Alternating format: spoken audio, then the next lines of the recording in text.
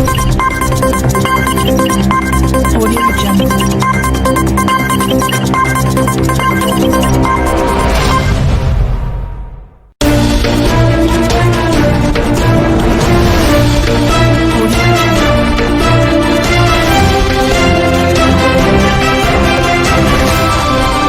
Magandang araw sa lahat ng mga tagapanood ng SNN. Kasama ang buong pwersa ng Stratford News Network. Kami ang inyong lingkod upang magatid ng mga balita, kwento at impormasyon mula rito sa imperial ng Stratford News Network, General Santos City. Huwag palampasin ang nakakakwentuang pag-uusap at mga eksklusibong ulat. Ito ang inyong akibat sa bawat yugto ng pangyayari. Saksihan ang kampinatong impormasyon. Ito ang SNN, Stratford News Network. Narito na ang ulo ng ating mga balita. Sa ating local news, tricycle driver nag-turnover ng halagang 20,000 sa kapulisan. Kapulisan sa Rayon 12 nasa full alert status matapos ang pagsabog sa Marawi. National news, panukalang batas para sa susunod na taon pirmado na ng Pangulong Marcos Jr. Sa ating international news, sitwasyon sa Gaza Strip mas lalong nagiging apocalyptic ayon sa isang humanitarian relief official. ISIS nang angkin ng pagsabog sa simbahan sa Pilipinas kung saan 4 ang patay. Weather updates, binabantay ang LPA, isa ng bagyo, tatawagin itong bagyong kabayan. Sports update, Gilas Pilipinas, kumobra ng gold medal sa 19th Asian Games. Showbiz update, ang Katniel, Catherine Bernardo at Daniel Padilla, formal na naghiwalay. At narito na ang mga detalye ng ating mga balita. Tricycle driver nag-turnover ng halagang 20,000 sa kapulisan. Nag-uulat ng live ang ating kasamang si Casey Lumbus. Isang tricycle driver mula sa Traffic Enforcement Unit Jensen ang nagbigay ng 20,000 na tagpuang pitaka na iniiwan ng isang babae na pasahero. Ayon kay Marjon de la Cruz, nangyari ito noong Nobyembre 28 sa umaga habang siya ay may pasaherong babae mula sa plaza patungo sa isang mall sa J. Catolico, Barangay Lagaw. Kinilala si de la Cruz ng hepe ng TEU na si Police Major Pauya sa kanyang mabuting gawain. Umaasa si Pauya na maging inspirasyon si de la Cruz sa ibang driver, lalo na't may naitalang insidente na pang-aabuso sa kanilang hanap buhay. Ayon sa TEU records, 5 babae na ang humingi ng tulong sa pulisya matapos masaktan o insultihin ng ilang driver. At ilan sa kanila ay naaprehenda habang patuloy ang paghahanap sa iba. Mula sa lungsod ng General Santos, nag-uulat Casey Lumbus para sa SNN, Stratford News Network. Back to you, Sir Louie. Maraming salamat kasamang Casey Lumbus. At sa iba pang mga balita, kapulisan sa Rayon 12 nasa full alert status matapos ang pagsabog sa Marawi. Live mismo nagulat sa lungsod ng Marawi ang ating kasamang si Eloisa. Pinaigting ang seguridad sa Rehiyon 12 kasabay ng pagsabog sa Mindanao State University sa Marawi City noong Linggo ng umaga. Ayon kay Police General Jamili Macaraig, Director ng Police Regional Office 12, inilabas ang kanilang K9 unit sa mga estratehikong lugar sa rehiyon. Nagbigay rin ito ng babala sa mga motoristang dadaan sa checkpoint na maging pasensyoso sa mataas na antas ng seguridad. Hinihikayat din ang mga publiko na huwag matakot at agad itong ipaalam sa kanila kung mayroong kahinahinalang pangyayari o tao sa paligid. Nag-uulat mula sa Marawi City, ako si Eloisa Tangian para sa SNN. Back to you, Sir Louie. Maraming salamat kasamang Eloisa. At narito na ang ating national news. Pangnukalang budget para sa susunod na taon, pirmado na ng Pangulong Marcos Jr. Live mula sa Malacanang, nagulat ang ating kasamang si Manar Ibrahim.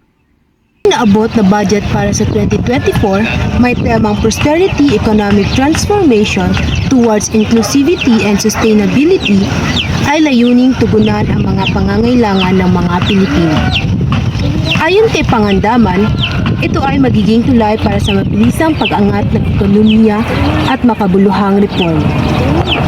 Sinabi naman ni Speaker Martin Romualdez na ang 2024 budget ay isa sa mga kaunti na napirmahan na batas sa kalagitnaan ng Disyembre, bago pa ang pagsasakatuparan nito sa bagong taon. Live mula dito sa Malacanang, Manar Ibrahim nag-uulat para sa SNN. Balik sa iyo, Sir Louie. Maraming salamat kasamang Manar Ibrahim. Dumako naman tayo sa ating international news. Sitwasyon sa Gaza Strip mas lalong nagiging apocalyptic ayon sa isang humanitarian relief official. Nag-uulat ng live mula sa Gaza ang ating kasamang si Jeric Talinga. Jeric, ano ngayon ang sitwasyon dyan? Magandang hapon kasamang Louie. ang pangunahing opisyal na tagapagbigay tulong ng United Nations para sa humanitarian relief ang nagsabi noong Lunes na ang sitwasyon sa Gaza Strip ay patuloy na nagiging mas apokaliptik. Idinagdag ni Griffiths, ang UN Undersecretary General para sa Humanitarian Affairs, ang Emergency Relief Coordinator, na walang sinuman at saan man ang ligtas sa Gaza. Kakibat nito, ang Israel Defense Forces noong linggo ay nagpahayag na ito ay nagpapalawak sa kanilang operasyong pang-ibabaw sa buong Gaza, matapos ang pagbagsak ng truce sa Hamas noong Biyernes. Live mula dito sa Gaza Strip, Jeric Talingdan ng SNN News. Balik sa iyo, kasamang Louie. ISIS nang angkin ng pagsabog sa simbahan sa Pilipinas kung saan 4 ang patay. Ang pagsabog ay naganap sa Mindanao, isang rehiyon ang nakaranas ng mataas na tensyon dahil sa presensya ng iba't ibang grupo ng mga insurgenting Islamista. Ang Mindanao, na ikalawang pinakamalaking isla sa Pilipinas, ay tahanan ng malaking populasyon ng mga Muslim. Ang kahandik-handik ng pangyayaring ito ay nagpapabalik ng alaala ng pagsiklab noong 2017 sa Marawi ng mga member ng mga ISIS, na nagtagal ng 5 buwan at nagpalikas ng daan-daang libong residente. Ang kamakailang atake ay nagpakita ng mga patuloy na hamon mula sa estrementeng grupo sa rehiyon na nagbibigay diin. Live mula sa Marawi City, Sophia Perez para sa SNN. Pagbabalik pa ang SNN.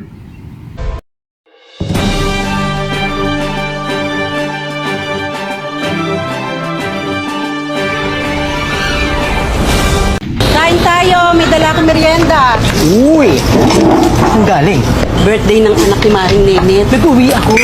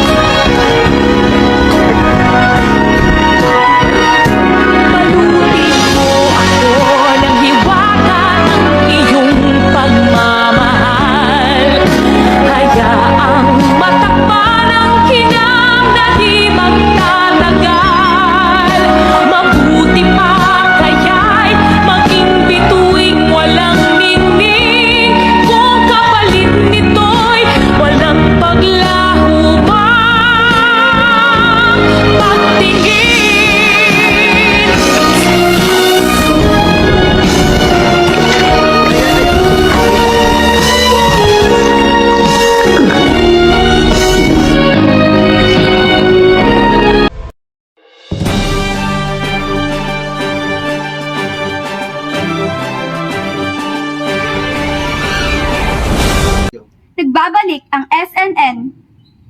Dumako naman tayo sa weather updates. Binabantayang LPA, isa ng bagyo. Tatawagin itong bagyong kabayan.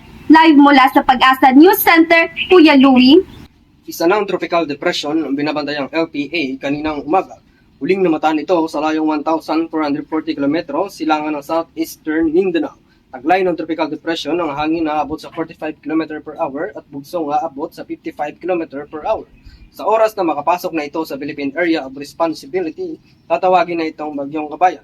Bukod dito, asahan ang maulap na kalangitan na may kasamang kalat-kalat na pagulan sa bahagi ng Bicol Region, Aurora, Quezon at Northern Samar dahil naman sa shoreline. Tuloy ding mararamdaman ang northeast monsoon o hanging amihan sa bahagi ng Cagayan at Apayao na siyang makakaranas ng maulap na papawirin na may kasamang pagulan, dala naman ng amihan. Apektado rin nito ang bahagi ng Ilocos Region, nalalabing bahagi ng Central Luzon at nalalabing bahagi ng Cordillera Administrative Region. Kaya asahan ang makatamtaman hanggang sa maulap na kalangitan na may kasamang pulo-pulong mahinang pagulan. At yan muna ang pinakahuling balita sa ating ulat panahon mula rito sa Pag-asa News Center. Nagulat ako si Louie J. Mangalay para sa SNN News. Tayo ay tumungo sa sports. Gilas Pilipinas, kumobra ng gold medal sa 19th Asian Games. Ibalita mo, Jeric.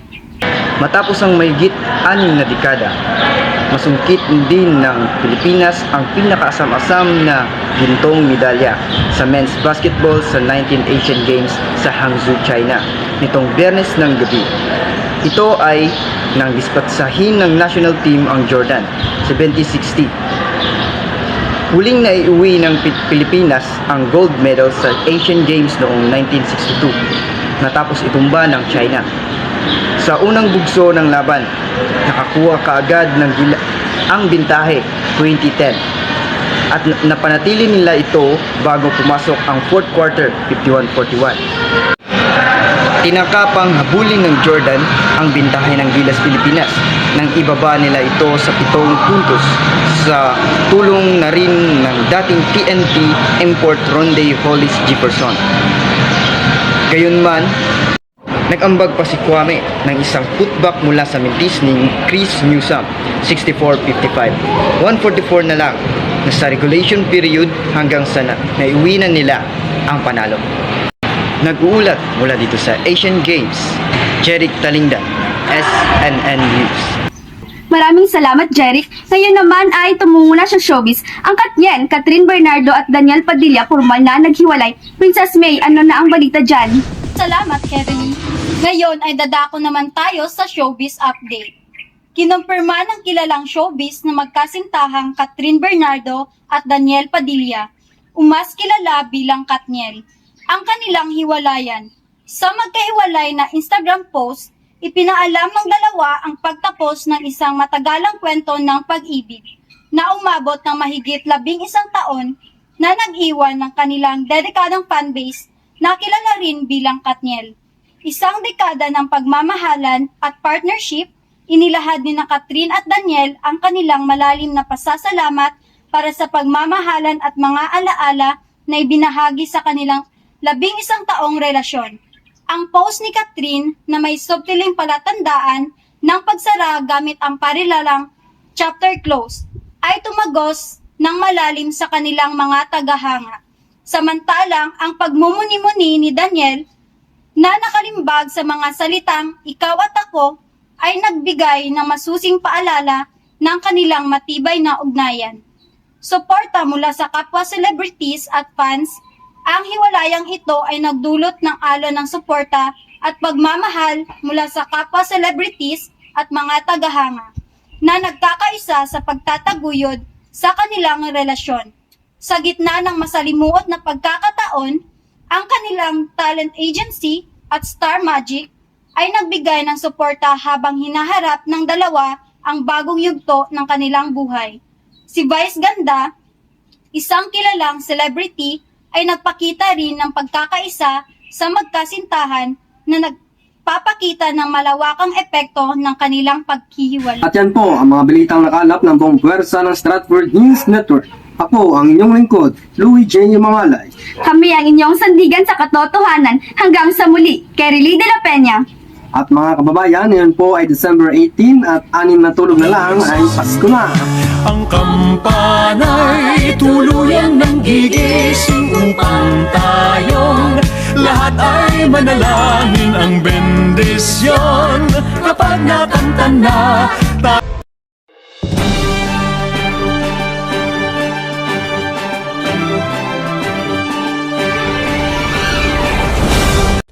Sa bawat paggising sa umaga, Nescafe ang gumigising sa aming diwa upang lumaban sa buhay ng may lakas at katatagan para magpatuloy sa aming ginagawa.